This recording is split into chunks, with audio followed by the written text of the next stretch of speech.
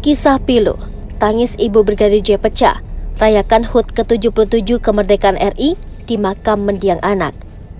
Kisah pilu dialami Ibu Brigadir J yang tak kuasa tahan tangis kala memperingati HUT ke-77 kemerdekaan Republik Indonesia.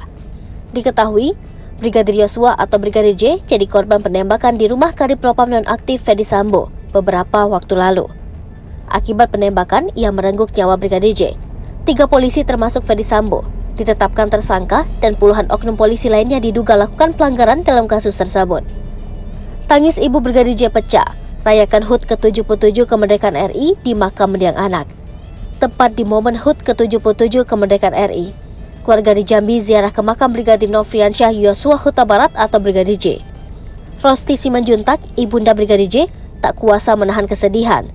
Dikutip dari tribunjambi.com, tangisnya pecah setelah menyanyikan lagu Gugur Bunga.